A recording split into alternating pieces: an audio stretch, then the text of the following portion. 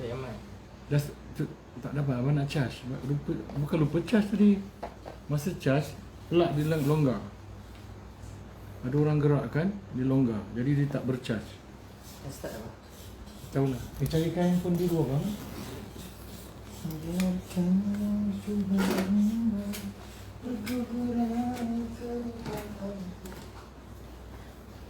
Ada handphone di luar bang. Kau tengok dia lah.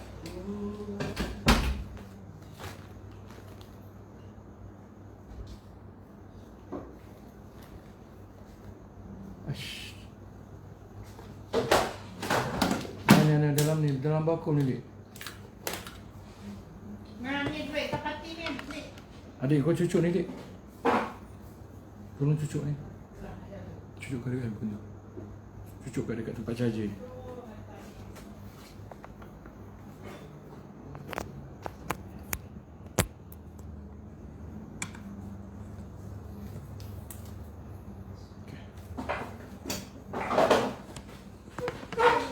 Cakap kau dah start tu.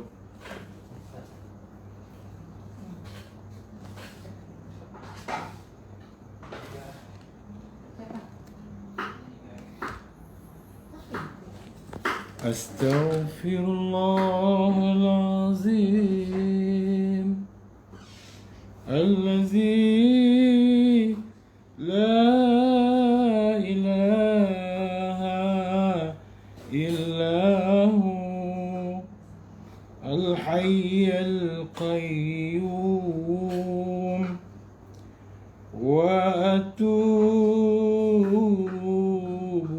إليه أستغفر الله العظيم الذي لا إله إلا هو الحي القيوم وأتوب إليه أستغفر الله العظيم الذي لا إله إلا هو الحي القيوم وأتوب إليه أستغفر الله العظيم الذي لا إله إلا هو الحي القيوم وأتوب إليه أستغفر الله العظيم الذي لا إله إلا هو الحي القيوم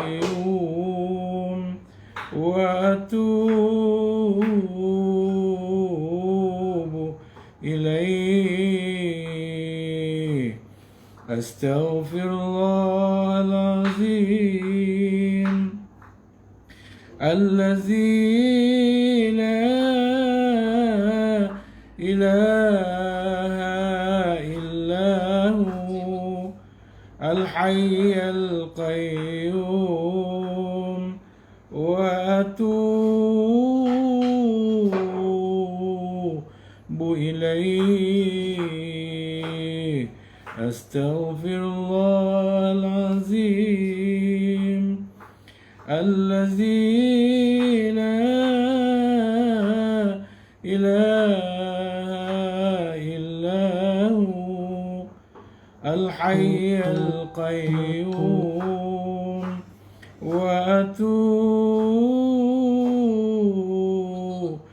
إليه لا إله إلا الله لا إله إلا الله لا إله إلا الله محمد رسول الله لا إله إلا الله لا إله إلا الله لا إله إلا الله محمد رسول الله يا الله يا الله يا الله يا الله يا الله يا الله يا الله يا الله لا إله إلا الله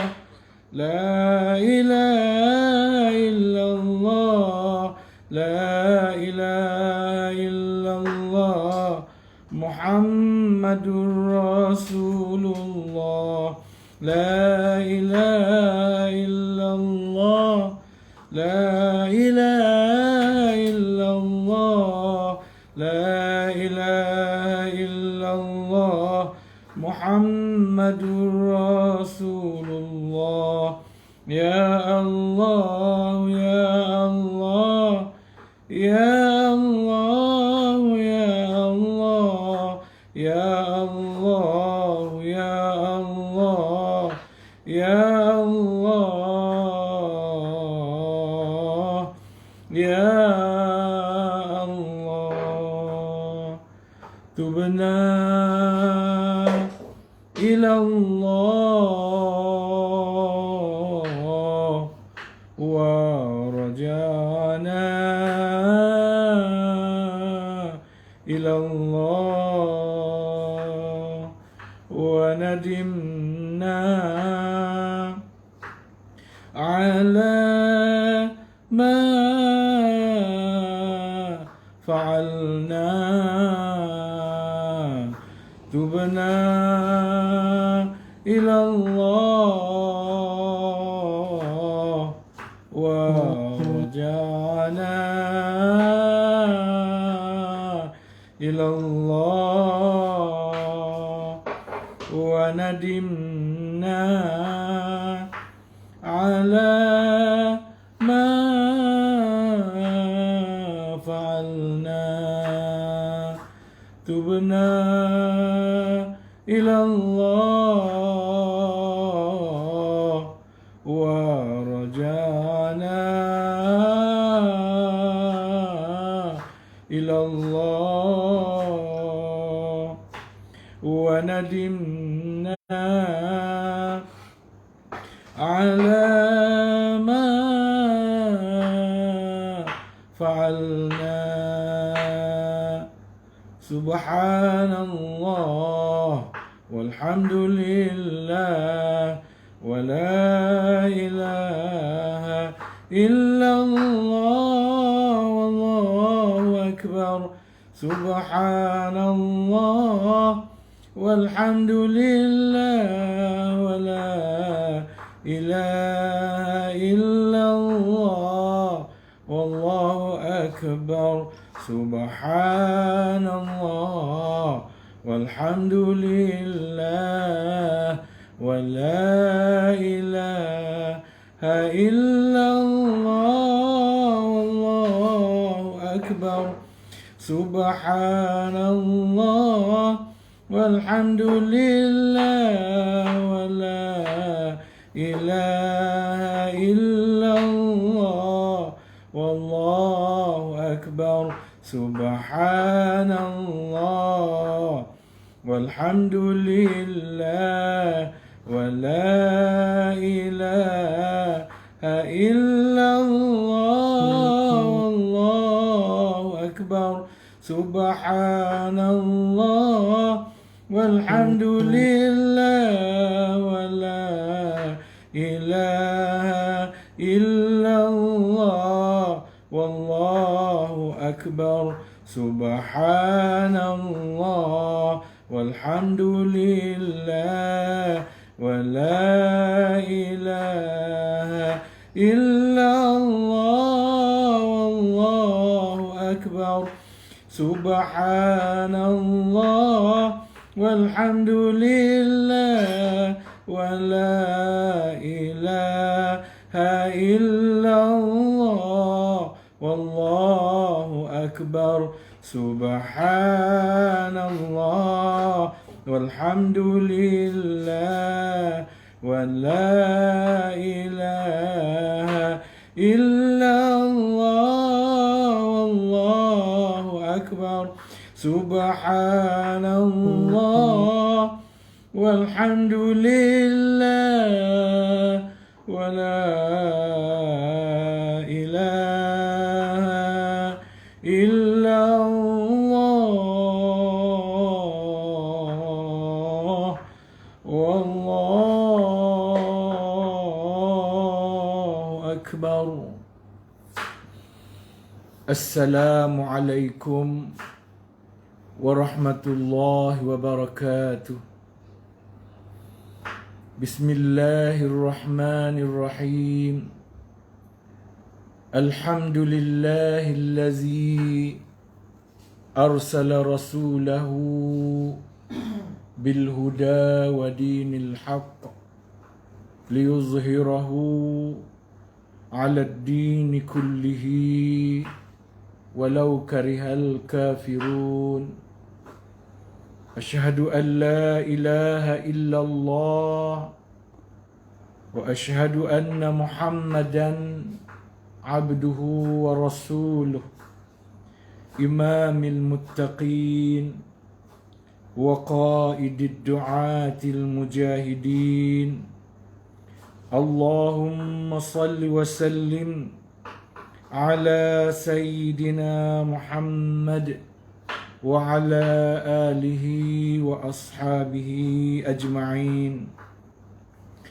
رب اشرح لي صدري ويسر لي أمري واحلل عقدة من لساني يفقه قولي.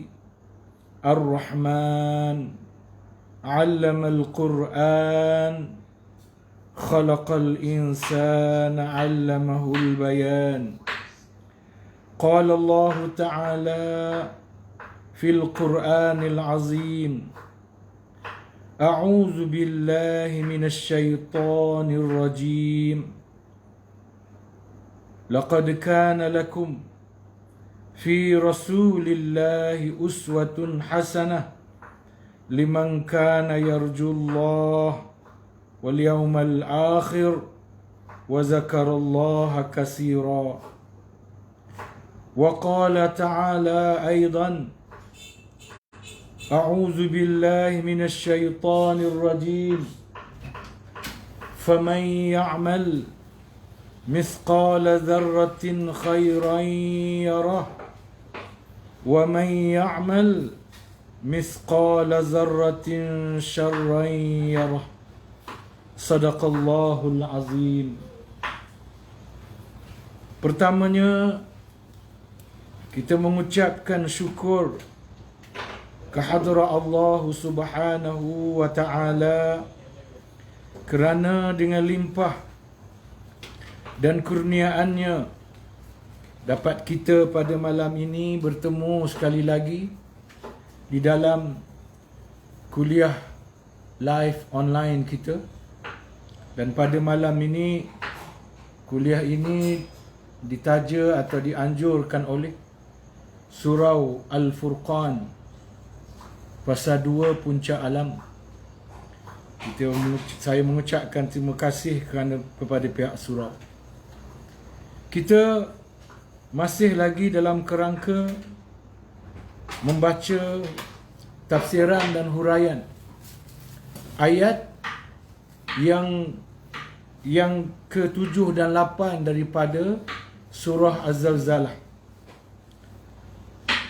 Ya. Di mana berhubung dengan huraian lanjutan kepada ayat ini, faman ya'mal mithqala dzarratin khairan yarah, maka barang siapa yang beramal, barang siapa yang beramal dengan amalan baik walau seberat zarrah, Zarrah ni sudah kita tafsirkan beberapa kali sebelum ini. Walau seberat zarrah, maka Allah Ta'ala akan melihatnya, Allah Ta'ala akan menghitungnya, Allah Ta'ala akan melihatnya, dan Allah Ta'ala akan menghitungnya, dan akan memberikan ganjaran pada hari kiamat kelak. Wa may ya'mal mithqala dzarratin syarran yarah.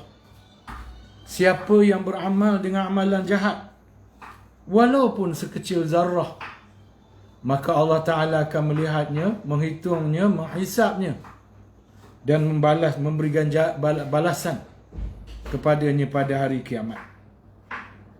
Maka beberapa penafsiran yang terdiri daripada ayat-ayat Al-Quran yang lain yang menafsirkan ayat ini, ataupun hadis-hadis Nabi SAW yang dapat berperanan menafsirkan ayat-ayat ini, maka pada malam ini kita melihat lagi beberapa hadis-hadis Rasulullah SAW yang dibekalkan oleh penafsir untuk mengurai ayat ini. Antaranya hadisun akhar qala ibn Abi Hatim, ya, kita teruslah kepada hadisnya, matannya, ya. Haddatsana Ibnu Lahi'ah an Zaid bin Aslam an Atha bin Yasar an Abi Sa'id Al-Khudri, ya, Ibnu Abi Hatim mengatakan telah menceritakan kepada kami Abu Zar'ah dan Ali ibnu Abdul Rahman ibnu Al-Mughirah yang dikenal dengan julukan Al-Anlan Al-Misri.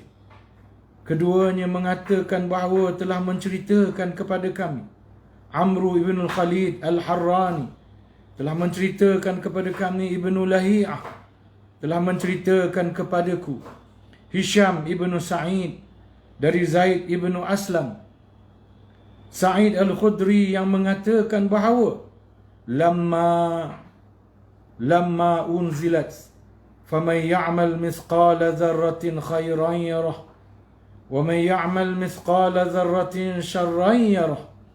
Maksudnya, ketika diturunkan ayat faman ya'mal mithqala dzarratin khairan yarah wa man ya'mal mithqala dzarratin syarran yarah, qultu, aku berkata, ya Rasulullah, wahai Rasulullah, inni lara'in amali.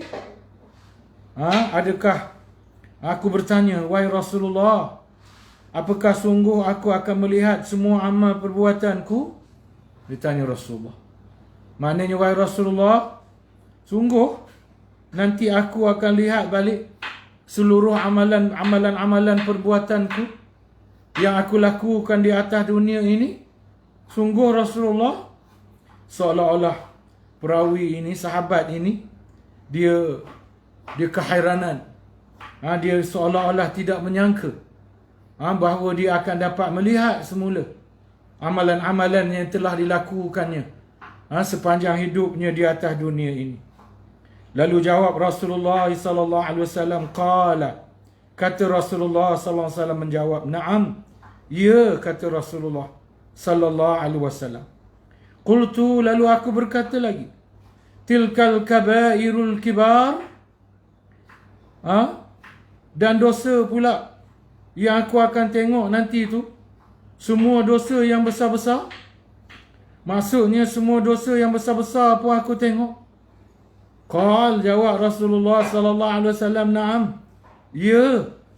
Qultu, aku berkata lagi, as-sigharus saghar, as-sigharus, kecil sangat tulisan dia, as-sigharus saghar, dosa kecil, dosa yang kecil sekecil-kecilnya, dosa yang tadi dia tanya, dosa yang paling besar daripada dosa-dosa yang besar.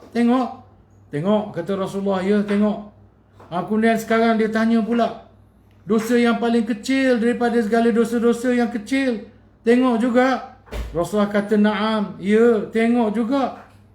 Qultu, lalu aku berkata lagi, bertanya lagi, yang sebenarnya bertanya lagi, Wa sukala ummi. Wa sukala ummi. Sebenarnya ia suatu sumpah. Sebenarnya ia suatu perkataan yang bermakna sumpah, yang membawa fungsi sumpah. Dalam bahasa Melayu kita bolehlah diertikan dengan aduhai, celakalah aku. Gitu. Maknanya setelah dia tanya, semua dosa besar ditengok, sebesar-besar dosa pun tengok. Tengok, kata Nabi, ya. Sekecil-kecil dosa pun tengok. Tengok, kata Nabi. Dia kata Allah. Kalau kita orang Melayu ni kita kata apa? Alamak. Kalau kita orang Melayu mungkin kita kata alamak lah. Yang singkatan kepada Allah mak kot. Tapi orang Arab ni dia kata wa sukala ummi. Aduhai, celakalah diriku. Celakalah diriku. Itu tafsiran dia. Saya sengaja tak kata celakalah ibuku. Dia sebenarnya secara keseluruhannya, umumnya, wa sukala ummi itu bermaksud celakalah aku. Qala, lalu respon Rasulullah sallallahu alaihi wasallam, abshir ya Aba Sa'id. Abshir ya Aba Sa'id. Bergembiralah wahai Abu Sa'id. Kerana Rasulullah tengok Abu Sa'id ni dia sedih, dia bimbang. Rasulullah pun kata, abshir ya Aba Sa'id. Bergembiralah wahai Aba Sa'id. Janganlah susah hati. Lalu sabda Rasulullah sallallahu alaihi wasallam lagi, fa innal hasanata bu'shira amsaluha, yani ila 700 di'fin wa yudha'ifu Allahu liman yasha. Kenapa kena gembira? Kenapa kena bergembira? Walaupun dosa sebesar-besar dosa kita besok kita akan tengok. Sekecil-kecil dosa pun kita akan tengok. Kerana kata Nabi, sesungguhnya kebaikan itu diberi ganjaran 10 kali ganda. Kalau kita buat baik, Allah janji untuk gandakan kebaikan kita 10 kali ganda. Buat sekali je, tetapi Allah akan beri pahala 10 kali ganda. 10 kali ganda. Dan sampai kepada ganda itu bukan setakat 10. Amalan baik yang kita lakukan ini tuan-tuan, paling ringan, paling rendah, dia digandakan 10. Dan setinggi-tingginya ia digandakan kepada 700 kali lipat ganda. 700 kali lipat ganda. Dan di sana ada juga gandaan pahala yang tak ada batasnya oleh Allah Subhanahu wa taala. Ada. Jadi serendah-rendah gandaan pahala yang Allah beri kepada setiap satu kebaikan yang kita lakukan, serendah-rendahnya ialah 10 ganda. Dan setinggi-tingginya adalah 700 kali ganda. Dan ada juga di kalangan amalan kita yang Allah gandakan tanpa batas. Yang Allah gandakan tanpa batas. Inilah yang saya pernah sebut dalam kuliah-kuliah yang terdahulu. Dan berdasarkan beberapa tuntutan dan galakan daripada hadis-hadis Rasulullah sallallahu alaihi wasallam, bahawasanya jangan kita tinggalkan amalan baik walaupun kecil sekalipun. Kalau amalan baik jangan tinggal walau kecil sekalipun. Walau senyum, walau tersenyum, walau menuangkan air dalam gelas minuman, walau mensedekahkan separuh biji kurma. Jangan. Kerana separuh biji kurma, kalau Allah gandakan 10, dah ada 5 biji kurma. Separuh biji kurma, kalau Allah ganda paling minimum 10 pun, dah dapat 5 biji kurma punya pahala. Kalau Allah ganda 700, kalau Allah ganda 700, Allah ganda 700, kalilah, berapa banyak, berapa biji kurma dah kita dapat. Dari segi pahalanya, walaupun ia separuh biji kurma, walaupun ia separuh biji kurma, 7 700, 350. Nah, ya. Kalau kita sedekahkan separuh biji kurma, kita seolah-olah sudah mensedekahkan, seolah-olah kita sudah mensedekahkan 350 biji kurma. Itu maksimumnya.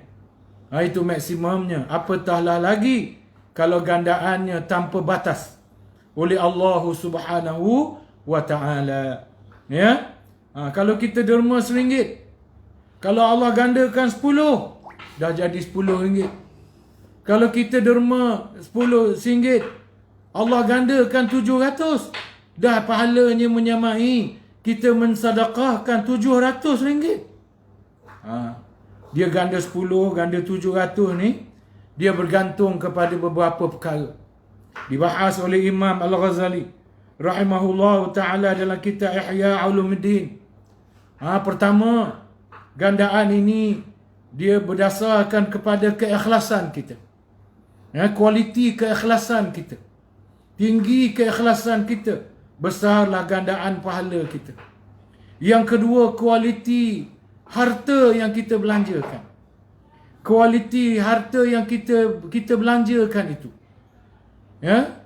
Nilainya. Bagaimana kita bersusah payah mendapatkannya. Kita bersusah payah mendapatkannya. Tiba-tiba kita menghadiahkannya, mensedekahkannya. Maka kualiti duit, wang ringgit, harta yang kita sedekahkan itu juga berperanan menentukan besar atau kecilnya gandaan pahala yang akan digandakan oleh Allah Subhanahu wa ta'ala, sebagaimana yang telah dijanjikan oleh Allah Subhanahu wa ta'ala, sama ada dalam ayat Quran ataupun daripada lidah nabinya sallallahu alaihi wasallam. Sebab itulah tuan-tuan, kita jangan meremehkan amalan baik walaupun kecil. Kita jangan remehkan sedekah walaupun kecil, kerana ia boleh saja menjadi besar apabila ia digandakan dengan janji Allah dan dengan sebab-sebab yang membolehkan amalan-amalan itu digandakan oleh Allah Subhanahu wa ta'ala. Baik. Kerana sesungguhnya kebaikan itu diberi ganjaran 10 kali ganda, yakni sampai 70, sehinggalah 10 ke 70 kali ganda oleh Allah Subhanahu wa ta'ala. Berbeza dengan kejahatan. Ini kasih sayang Allah. Wasayyi'atu bimisliha au yaghfirullah. Sedangkan keburukan, amalan yang buruk, amalan yang jahat, amalan dosa, hanya dibalas dengan kadar dosa yang dilakukan. Tidak sebagaimana amalan baik, amalan pahala, ia digandakan 10 hingga 700 kali ganda. Amalan dosa, amalan maksiat, maka dihukum berdasarkan kadar dosa yang dibuat. Kalau sekali-sekalilah nilai dosanya, kadar dosanya. Allah tidak menggandakannya. Kenapa? Kerana kasih sayang Allah. Kenapa? Kerana ia membuktikan bahawa Allah Subhanahu wa ta'ala Tuhan yang sangat suka untuk beri pahala.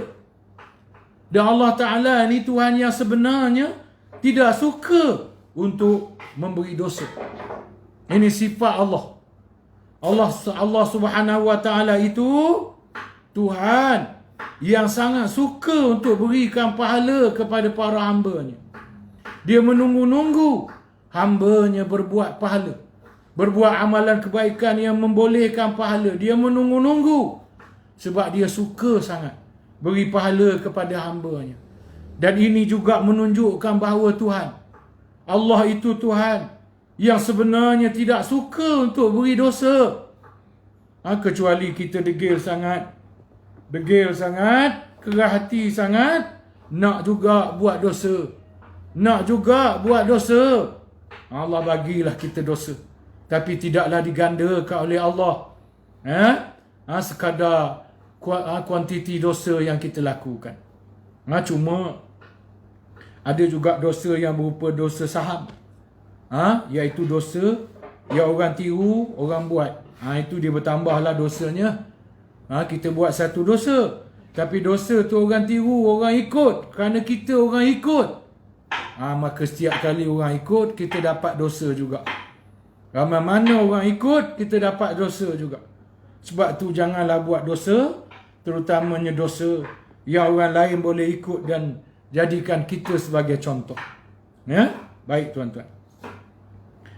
Nabi kata wasayyi'atu bimithliha au yughfirullah au yaghfirullah.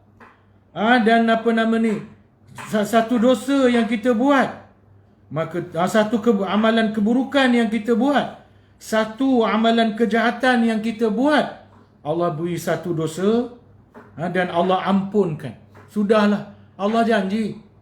Allah mengancam dengan dosa. Buat dosa dapat dosa, tak digandakan oleh kerana Allah ni pengasih penyayang.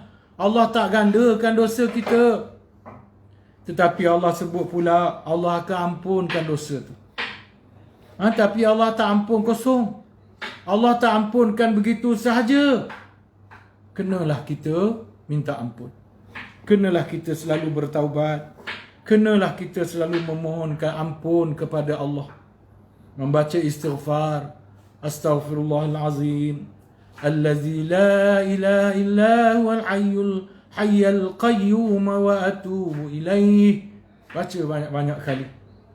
Kalau kita amalkan al-maqsurat, sekurang-kurangnya kita akan baca tiga kali pagi dan 3 kali petang. Amalkan pula taubat, istighfar, ibu istighfar. Ibu istighfar. Yang Nabi janjikan dalam sebuah hadis sahih. Siapa yang baca penghulu istighfar ni pada pagi hari, dia mati sebelum petang, Allah ampunkan dosanya dan dia masuk syurga. Siapa baca penghulu istighfar di petang hari, dia mati sebelum sempat pagi, Allah ampunkan dosa dia dan Allah masukkan dia ke dalam syurga. Ni janji Allah Subhanahu wa taala. Kalau tuan-tuan dan puan-puan sidang penonton, pendengar yang dirahmati sekalian, belum membaca penghulu istighfar untuk hari ini, takut mati sebelum bangun tidur ni, takut mati sebelum bangun tidur, bacalah. Bacalah. Dan bangun tidur nanti bacalah lagi. Supaya kalau kita mati pula sebelum petang, kita akan diampunkan oleh Allah dan kita akan dimasukkan dalam syurga. Dan ini janji Rasulullah sallallahu alaihi wasallam. Janji Rasulullah sallallahu alaihi wasallam dalam sebuah hadis yang sahih, yang kita tak boleh pandang ringan dan pandang kecil. Ya, baik. Kemudian Nabi kata lagi, wala yanju ahad wala yanju ahadun minkum bi'amalihi. Ya, wala yanju ahadun minkum bi'amalihi. Dan tiada seorang pun dari kalian yang selamat kerana amal perbuatannya. Ini penafsiran. Di sinilah, dalam hadis ini, di sinilah tempat ia menjadi penafsiran kepada ayat yang sedang kita bincangkan. Faman ya'mal mithqala dzarratin khairan yarah. Dan ia lebih menepati menafsirkan ayat wa man ya'mal mithqala dzarratin syarran yarah. Siapa beramal dengan amalan jahat, walau kecil mana pun, yarah akan dilihat oleh Allah, dihisab, dihitung dan diberi balasan oleh Allah Subhanahu wa taala. Dan di sini pula Nabi mengatakan wala yanjua ahadum minkum bi'amalihi. Tidak seorang pun selamat tentulah daripada amal perbuatannya. Bila dia ada ancaman tidak selamat, maknanya perbuatan jahatlah tu.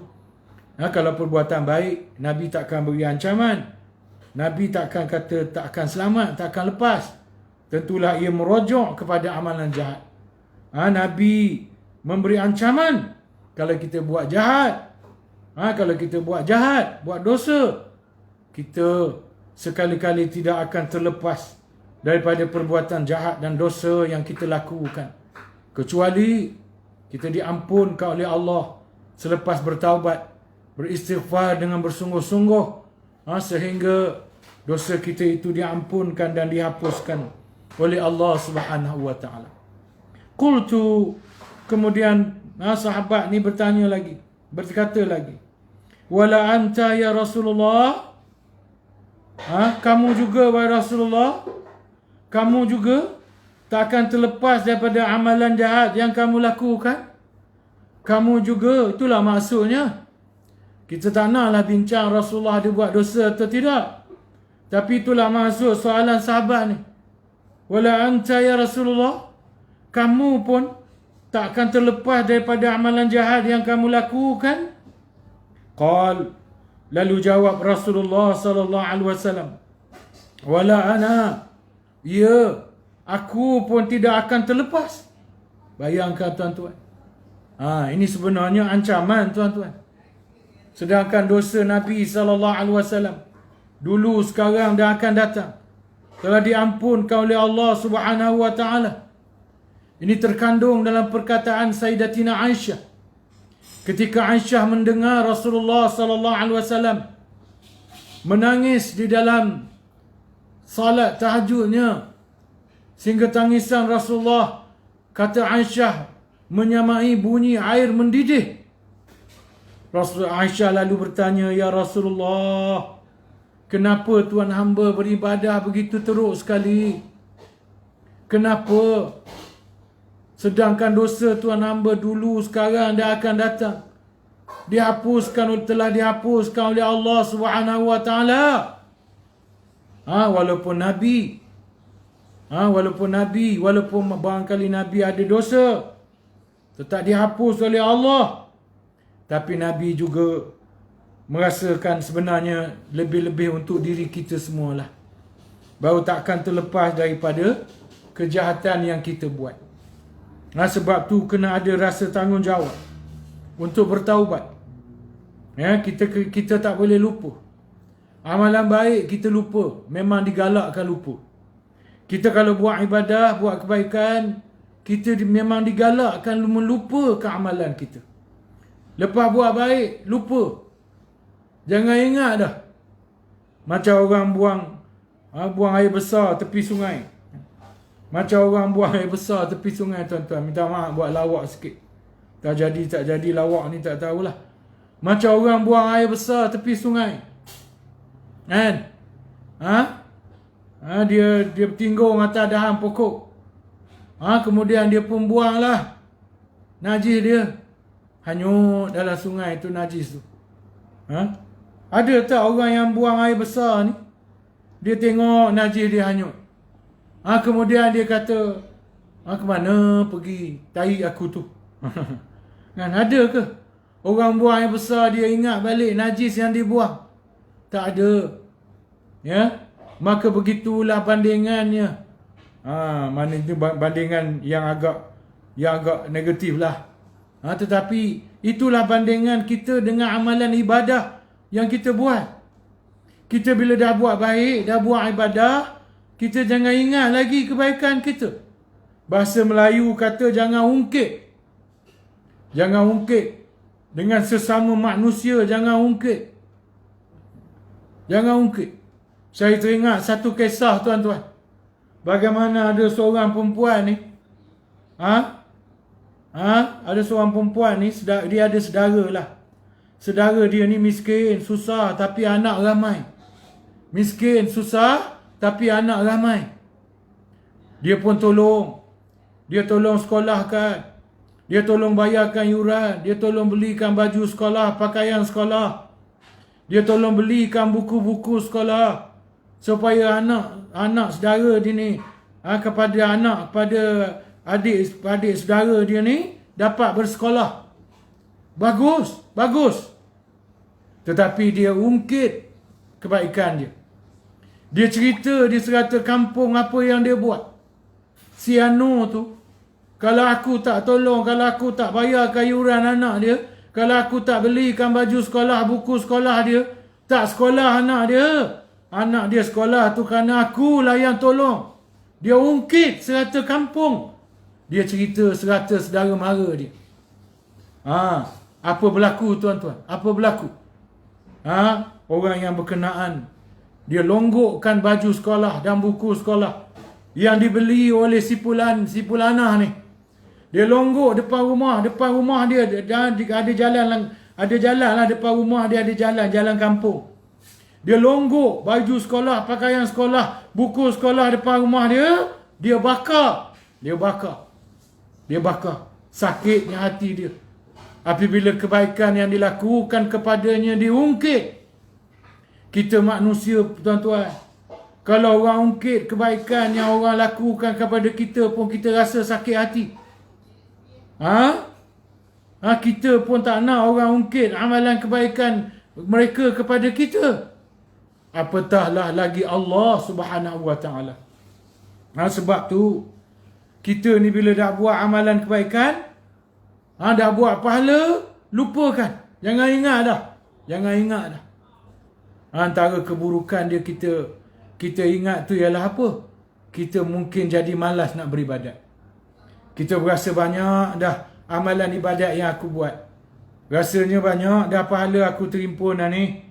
Bila kita rasa begitu, kita pun rasa malas nak beribadat. Kita pun kerajinan beribadat tu hilang, berkurangan ataupun hilang terus.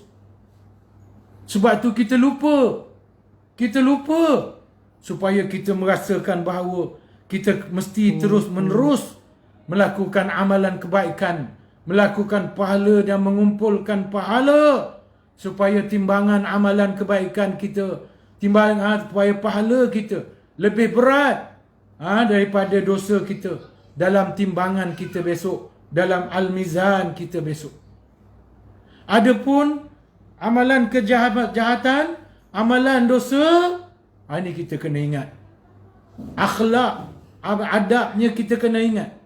Akhlak beramal, akhlak beribadah ialah lupakan amalan baik, lupakan amalan yang ada pahala.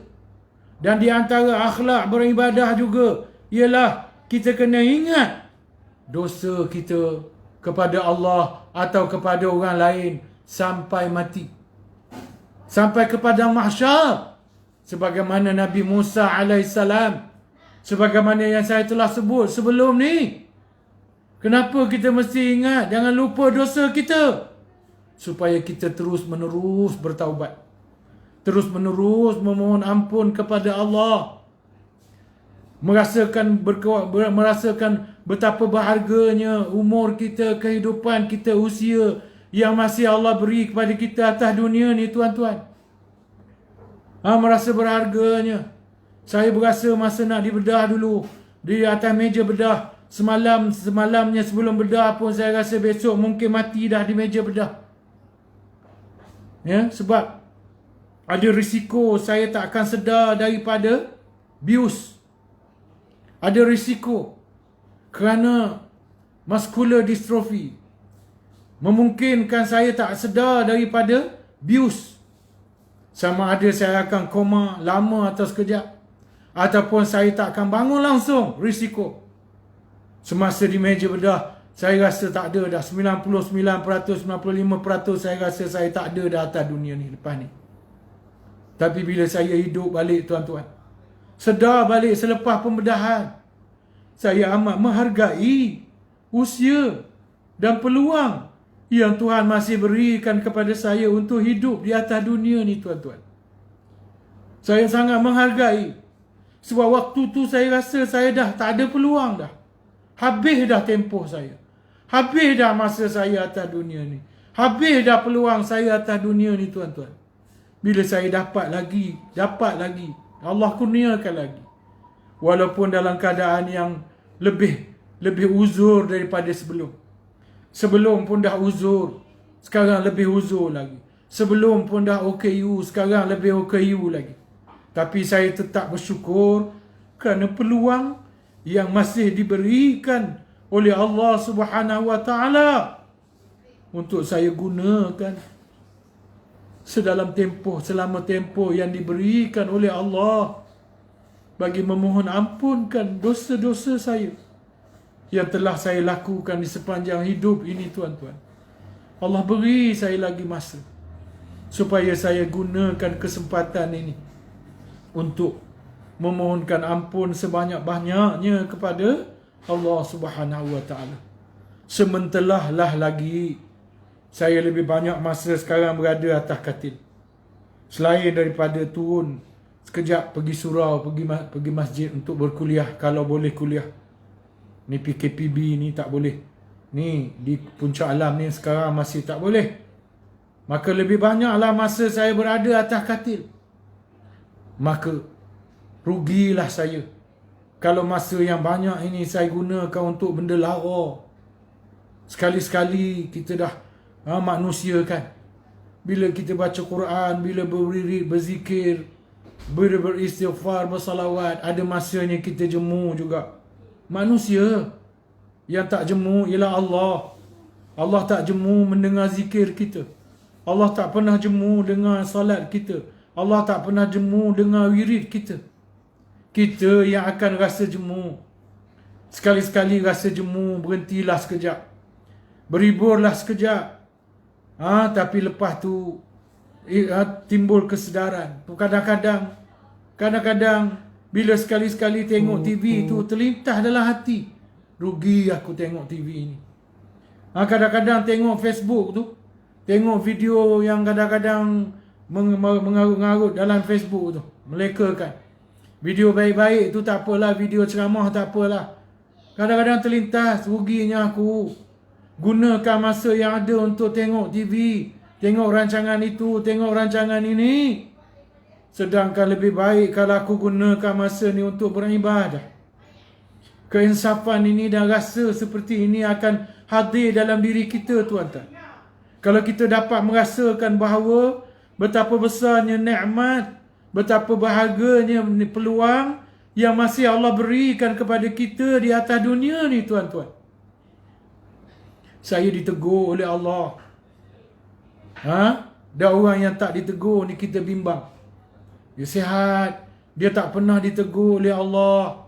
Dia berasa dia sihat, syaitan pula tipu dia, dia berasa lambat lagi mati.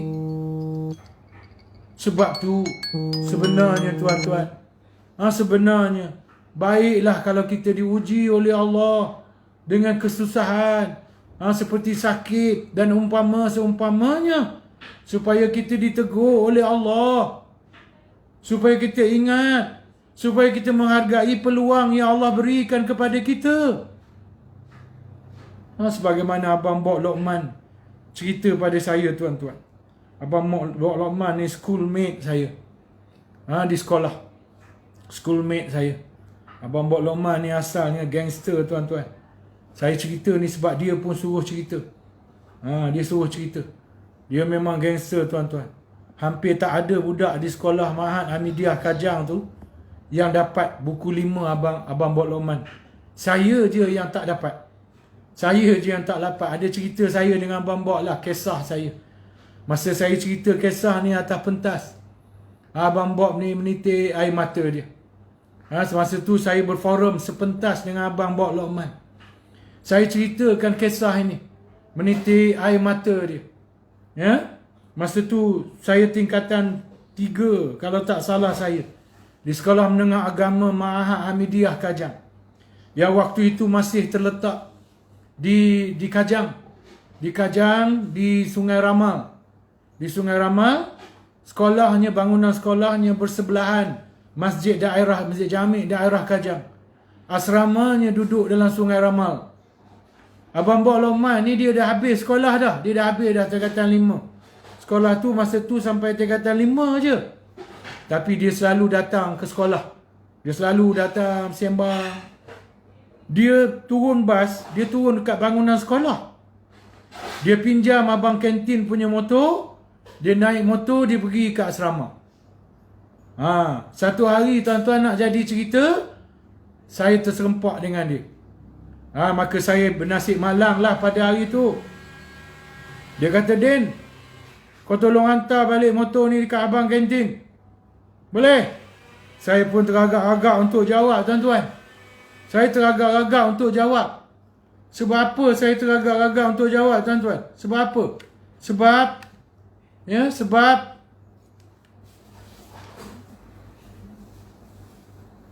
kejap, tuan-tuan, bateri nak habis.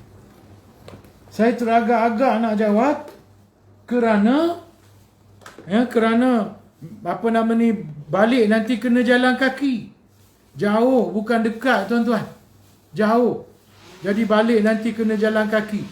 Tu yang saya teragak-agak nak jawab tu. Teragak-agak nak jawab. Lalu tuan-tuan, Allahu Akbar. Patutlah salah. Saya salah. Salah power bank. Saya teragak-agak nak jawab. Lalu saya pun dalam teragak-agak tu abang Bob pun kata, "Kenapa pula? Apa yang kau susah? Kau bukan jalan kaki, kau naik motor. Kau naik motor." Saya takut tuan-tuan. Saya jawab dalam hati je. Dalam hati. Saya kata, "Yelah, hantar naik motor balik, tak jalan kaki." Tapi dalam hati je jawab, tak berani. Jadi abang Bob pun sebut, saya je yang tak pernah kena buku 5 dia. Orang lain kena. Itulah pengalaman sejarah saya. Ya, abang Bob Lokman ni tuan-tuan, dia cerita juga pada saya. Saya tak tahulah di tempat lain dia cerita ke tidak. Kisah bagaimana satu hari dia kena stroke. Dia kena stroke. Dia cerita juga rasanya. Dan dia pun suruh cerita. Dia kena stroke di rumah dia. Dia kena stroke. Dia asalnya baring kat kursi roda. Dia dapat stroke. Dia tak boleh bangun dah selepas tu. Tak boleh bangun, dia masuk hospital. Dan dia rasa bahawasanya dia nak habis dah. Dia dah masuk ICU. Masuk ICU. Dan dia berasa dia nak habis dah. Tetapi kata dia berlawak. Dalam pada dia cerita kisah tu pun dia berlawak juga tuan-tuan. Dia kata, rupanya saya punya pasport dicop balik, disahkan balik. Patah balik ke dunia. Saya ingat saya menyeberang ke akhirat dah. Saya ingat saya menyeberang ke akhirat dah. Tetapi rupanya tak, pasport saya dicop balik. Saya patah balik ke dunia. Hidup saya di dunia. Sebab tu selepas tu abang Bob Lokman tuan-tuan, dia tinggalkan dunia hiburan. Dia sebut pada waktu itu antaranya dia tinggalkan pendapatan yang boleh didapati setahun lebih kurang 80,000 tuan-tuan. 80 ke 100,000 tahunan setahun. Iaitu drama, tawaran drama, tawaran apa nama ni, mengacarakan raja lawak. Mengacarakan raja lawak. Masa tu abang Bob Lokman kan, kalau tuan-tuan ingat lagi, dia jadi panel hakim raja lawak. Dia berhenti tengah-tengah program tu, dia berhenti. Dia sendiri isyaharkan. Sebab Astro tak nak netizen kata Astro berhenti ke abang Bob. Sebab abang Bob ni diminati ramai. Jadi abang Bob sendiri datang. Naik kereta parking dekat parking lot di Astro tu. Naik pentas, sampai kat pentas.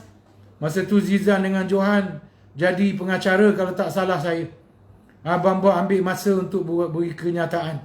Bahawa dia berhenti. Dia kata bukan Astro berhentikan dia, dia sendiri nak berhenti. Lepas tu dia cerita kat saya, Syekh. Lepas tu anak turun berhenti, turun pentas. Jalan tak berkata apa, kepala berat. Bengang semacam. Masuk kereta, pandu kereta sampai rumah balik. Dia berhenti. Kemudian tahun depannya Astro datang lagi. Adalah dia sebut nama Dola Cantik, kalau tak salah saya lah, kalau tak salah Dola Cantik. Datang tunggu kat rumah dia. Bulan puasa. Dia balik terawih, dia nampak beberapa kru Astro dah ada depan pagar rumah dia. Pujuk dia supaya terima jadi panel hakim Maharja Lawak yang berikutnya, tahun depannya. Abang Bob kata aku tak nak dah, aku tak nak. Lalu ditawarkan, dia kata dia tahu masa tu ditawarkan 35,000. 35,000. Sebelum tu 30,000 setiap ahli panel. Kalau tak salah ingatan saya lah abang Bob cerita. Sebelum tu ditawarkan 30,000 setiap ahli panel. Tahun depannya dinaikkan 35,000 bayaran untuk ahli panel bagi sepanjang musim tu. Bila abang Bob tak nak, dia kata tak apa. Untuk abang Bob kami naikkan 40,000 bayaran. Kami naikkan 40,000. Ahli panel lain 35. Abang Bob 40,000. Abang Bob kata kau tak faham. Aku bukan tak nak kerana duit. Bukan kerana duit tak cukup. Kau tak faham kenapa aku tak nak. Ya, akhirnya mereka akur dan mereka balik.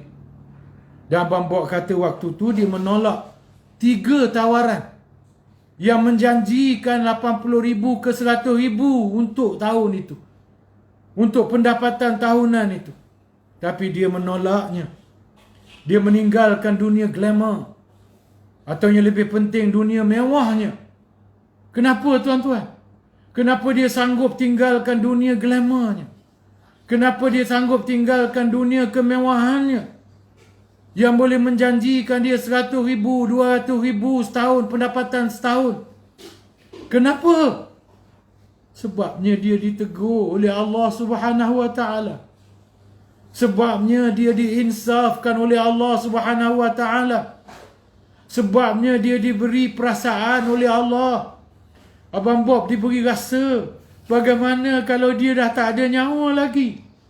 Abang Bob pernah diberi peluang merasai suatu suasana macam yang saya pernah rasa atas meja bedah.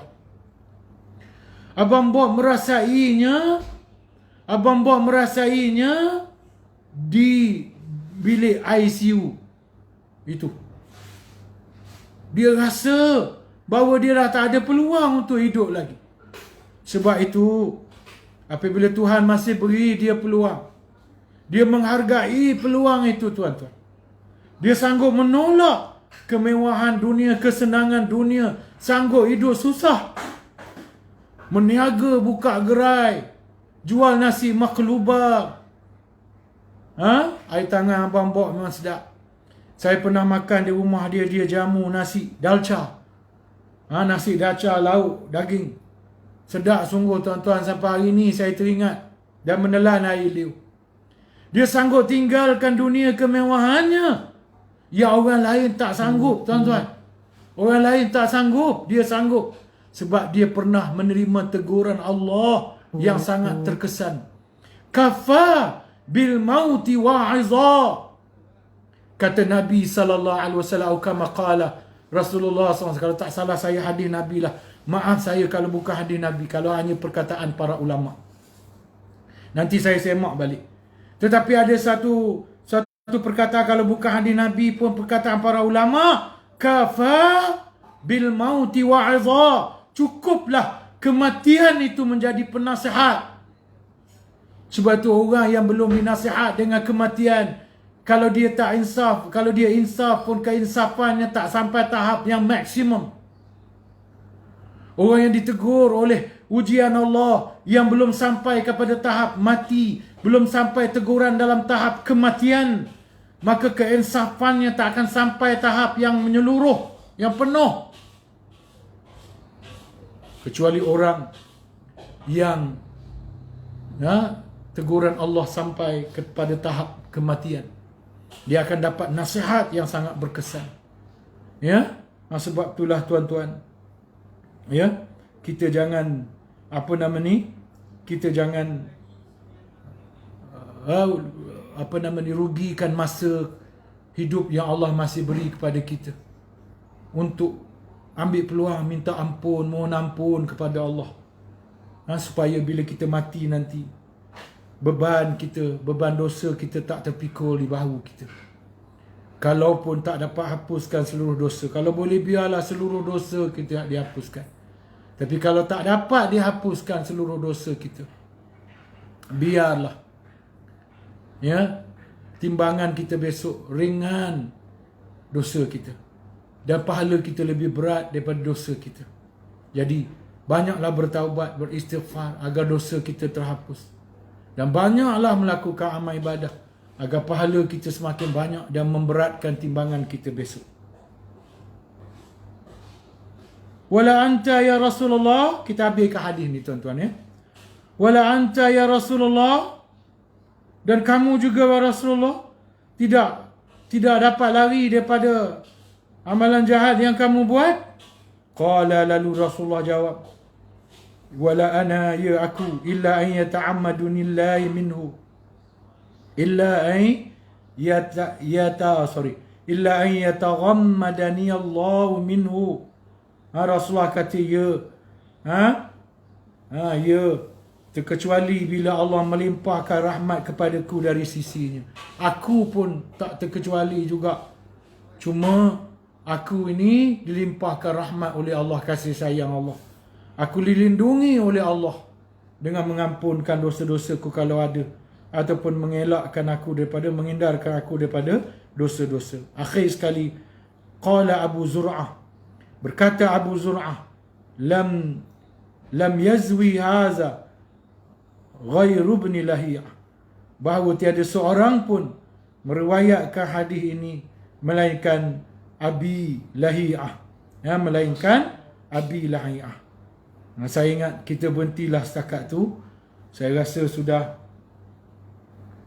kita start tadi hampir 9.30, ya. Ni 10 suku 45 minit dah. Bolehlah kita berhenti tuan-tuan, 45 minit bolehlah.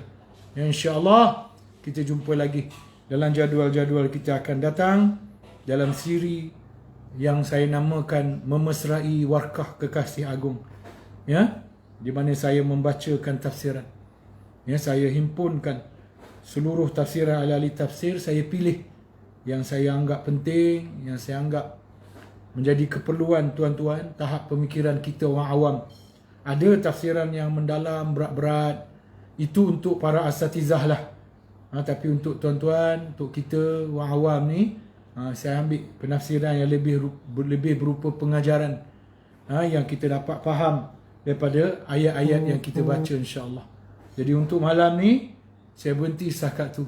Kita jumpa lagi tuan-tuan dalam jadual yang akan datang. Saya selalu sebut, semaklah Facebook saya, kerana di sana akan dinyatakan jadual kuliah live online saya.